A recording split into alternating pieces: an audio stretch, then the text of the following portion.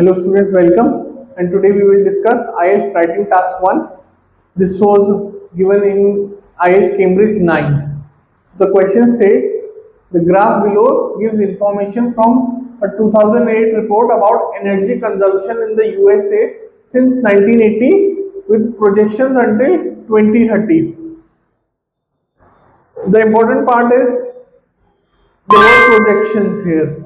So it is projecting something. It is looking into the future. So what does the graph entail? The graph entails US energy consumption by fuel 1980 to 2030. So historically speaking, history is from 1980 to 2020. While projections are 2025 to 2030. Okay. Let's look at first the fuels.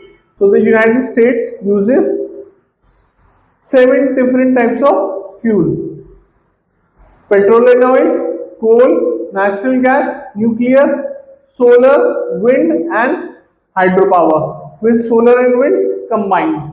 Okay. So let's look at petrol and oil first. As you can see, the United States was severely reliant on petrol and oil for its energy, and this trend will continue. In 1980, it used 35 quadrillion units, and the projections are until 50 quadrillion units. Okay, so its dependence on petrol and oil will continue. Similarly to coal also steadily increased.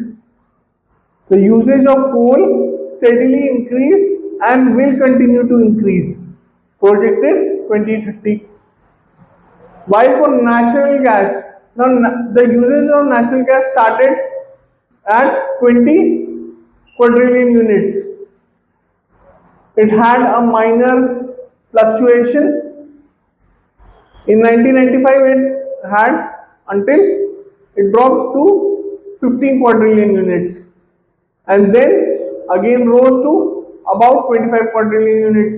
The projection here states that the United States will use about 20 quadrillion units from what it started, and projected is about same. Now let's look at nuclear, solar, and hydropower. In all these 4 energy resources, you can say that the trajectory remains the same. The usage of 5 quadrillion units, and the units will still remain same. Okay. So this is how you basically project this graph. In your body paragraph 1, you can talk about petrol and oil, coal, and natural gas. While in your body paragraph 2, you can describe about nuclear, solar power, solar, wind, and hydropower. Okay. The key point to note is that there are 2 things. You also have to look at the historical perspective as well as the projections. Okay. Now with projections, I don't want you to use the word will. Why is that? Because will showcases the fact that it's a reality. This will happen. Okay. Will showcases a reality. But the word projection states a possibility.